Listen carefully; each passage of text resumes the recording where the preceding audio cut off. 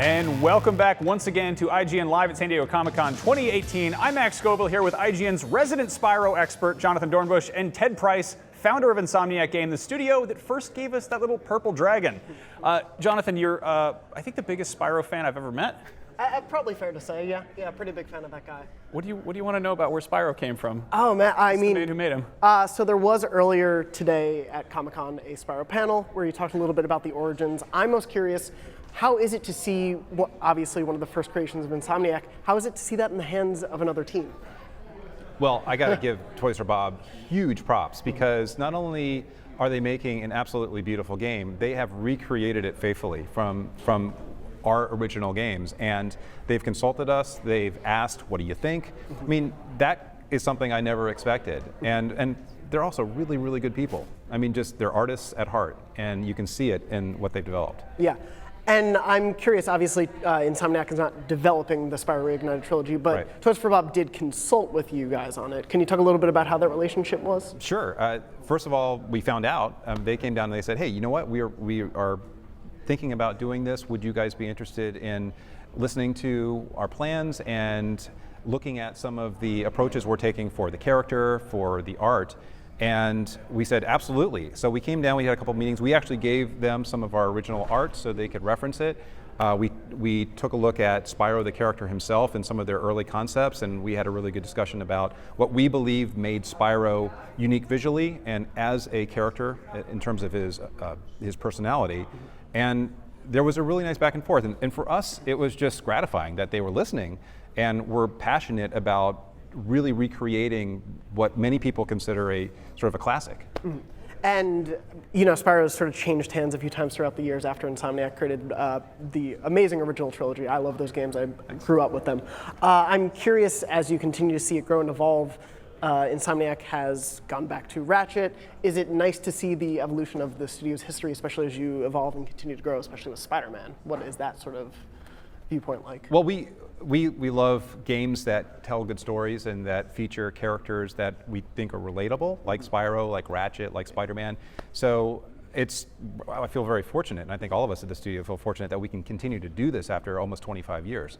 And it's really also gratifying to have fan feedback. I mean, we have so many people who tell us, I grew up with Spyro, or I grew up with Ratchet, or I remember playing Ratchet with my brother, or my sister, or my dad. You know, those are the things that keep us in games and making games, because it kind of fuels us. It fuels our passion for telling these stories.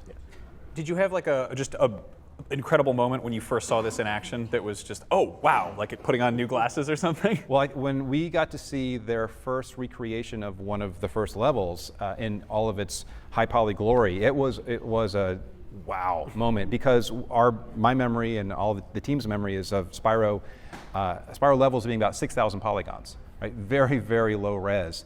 And of course, what you see here is far, far more than that. I mean, we're talking, this is modern engine technology, and the kind of fidelity that we could only dream of back then. And I'm curious, you spoke a little bit about it at the panel, but the actual origins of Spyro, how did the studio want to make a game about a dragon who runs around and collects gems? How did that all sort of come to be? The first inspiration was really, the first question we asked ourselves is, can we make a game that is more lighthearted than the game we had just made, which was Disruptor? Can we make a game that has a broader appeal, one that maybe families could play together? And when one of our artists, whose name is Craig Stitt, said, I've always wanted to make a game about a dragon, that was the light bulb moment. And I think every game has a light bulb moment or two sometimes where the team can look at each other and go, yes, that's it. And that was the moment for us. And of course, there was the challenge of figuring out what the dragon looked like and what he did and what color he was and all these other things. But having that anchor idea really propelled us forward and made the early prototyping much faster than it would have been without that really strong just statement.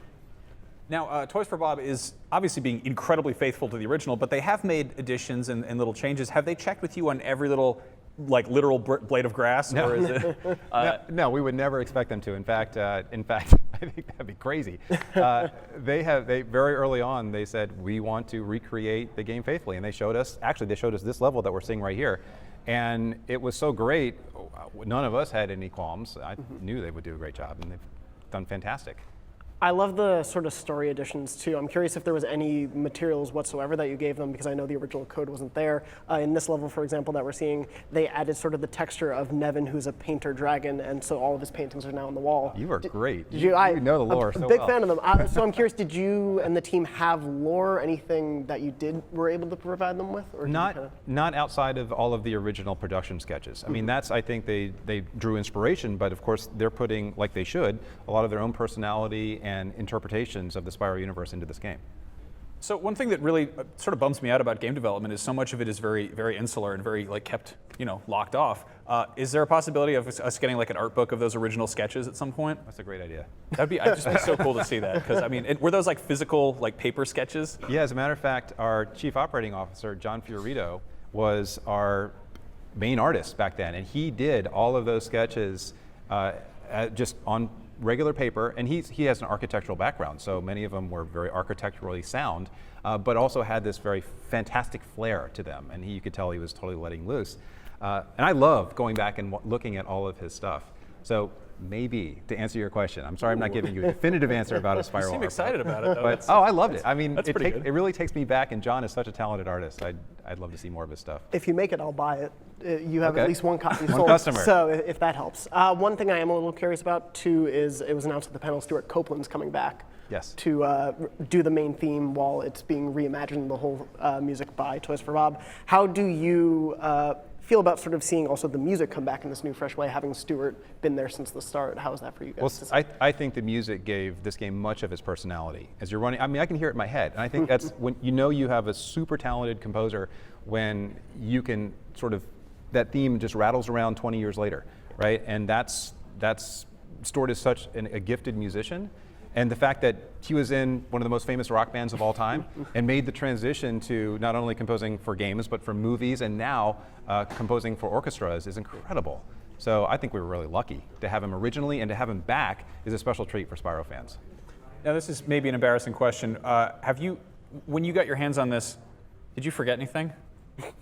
Or was it all just muscle memory? That's a great question. No, it was definitely not muscle memory. Part of it is that we had the original PlayStation controller, which didn't have thumbsticks. Yeah. So I had to try to remember what it was. I mean, of course, Toys for Bob is supporting all the modern controls that you would expect, but I had to go back and remember what it was like without the thumbsticks, just to compare how much better it's gotten. So back to your question about what things have changed, the controls are a hell of a lot better now than they were back then. Yeah. Awesome. Well, Ted, thank you so much for coming by. Jonathan, did you get to? I'll keep talking about Spyro for as long as you need me to, yeah. Well, we'll have plenty of time for that. The Spyro Reignited Trilogy hits PS4 and Xbox One on September 21st. There is plenty more fun in store here at Comic-Con, and if you can't be here in San Diego, IGN's live coverage is your next best bet. Coming up, we've got the cast of La Llorona here in the studio, and things will get scary. More Comic-Con when we get back.